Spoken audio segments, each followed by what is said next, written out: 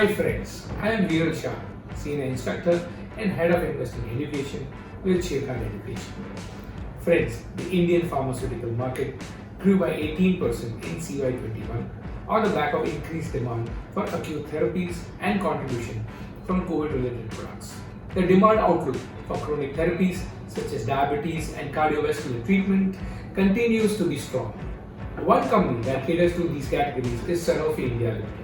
Let's first look at the synopsis of the company's outlook. Sanofi is a debt-free company with high return ratios, minimal capex, sturdy cash conversion cycle, and strong track record of paying sturdy dividends. Sanofi plans to focus on three areas.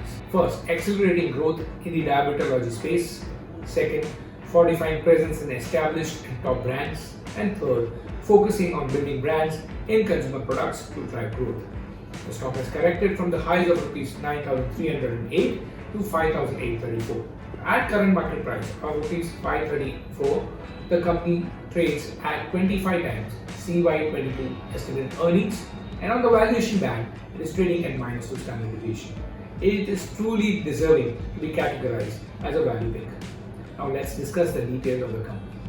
Sanofi India Limited is the largest and leading subsidiary of French giant Sanofi SA.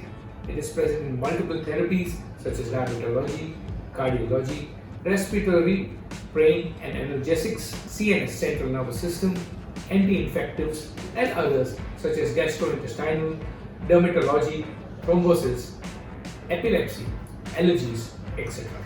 As of CY21, Sanofi has 86.7% of its revenue from the domestic market and 13.3% from exports. Sanofi is the fastest growing company in diabetology with some well-known brands such as Lantus and Amil. Combiflam, Allegra and Lantus have retained the leadership position among the top 100 pharmaceutical brands in India. The company's top 5 brands including Lantus, Combiflam, Allegra, Amil and Hexazim constitute 38 to 40% of company's revenue.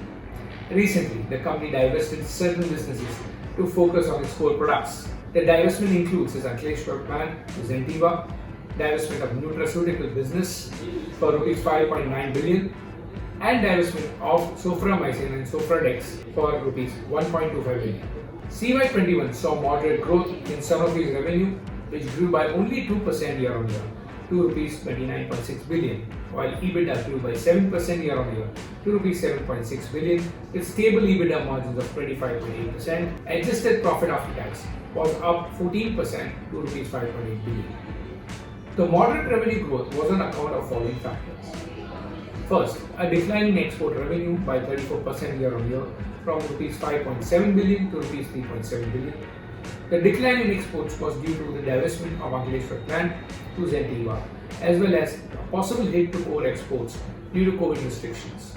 Second, Q4 CY21 is usually a weak quarter for Sanofi, and it got further impacted by divestment of the nutraceuticals business and higher costs and other expenses.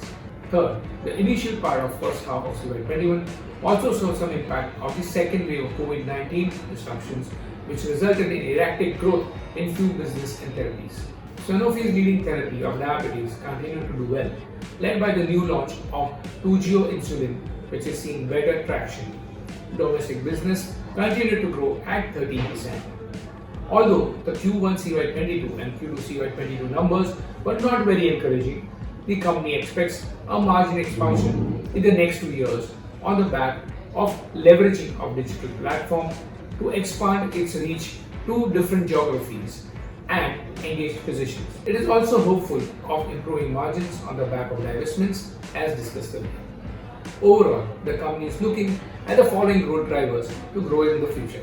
The Indian pharmaceutical market, IPM, is estimated to grow in double digits over the next year, driven by sustained traction in acute therapies and a pickup in traction of chronic and semi-chronic therapies. Over the long term, IPM is estimated to grow at CAGR of 10 to 12% from 2020 to 2025. The growth will be driven by better access to healthcare, an increase in awareness and diagnosis of non-communicable diseases, new product launches, and an expansion of hospital infrastructure. In addition to these aspects, new co-marketing agreements and expansion of pharmacy chains online models would also drive the growth of the IPM. Fourth, fortifying its presence in the anti-diabetic category through likely faster growth in key brands such as Lantus. Fifth, strong demand outlook in the diabetes and cardiology segment. Sixth, strong traction expected in key brands such as Allegra, Lantus and Combiflim coupled with new launches. Portfolio expansion in cardiology segment. Recently, Lantus has been added to NLEM list, which is expected to lower the price of Lantus by 15%. It is estimated that the annual sales of Lantus of Rs 450 crores in India can impact the earnings significantly. However, the growth in other products can cushion the earnings erosion, and net erosion on earnings could be around 8 to 10%. The estimated earnings can correct to Rs 231 from Rs 251. The key risks of an investment in Sanofi also includes caping of trade margins, government policy measures regarding branded and generic drugs, and currency fluctuation. Sanofi is a debt-free company with high return ratios, minimal capex, a sturdy cash conversion cycle, and strong track record of paying dividends. Sanofi plans to emphasize on 3 areas for growth. Number 1, accelerating growth in the diabetology space. Number 2, fortifying presence in established and top brands. And number 3, focusing on building brands in consumer products that could drive the growth ahead. The stock has corrected from highs of Rs 9,308 to 5,834. At current market price, the stock trades at 25.2 times CY22 earnings, and on the valuation band, the stock is trading at -2 standard deviation, which deserves it to be categorized as a value pick. Value pickers with long-term horizon should start looking at the stock and check their technical levels before investing. And that's all, folks. This is Neeraj Shah signing off. Happy investing. This should not be treated as a recommendation. Please conduct your own analysis or consult a financial advisor before investing.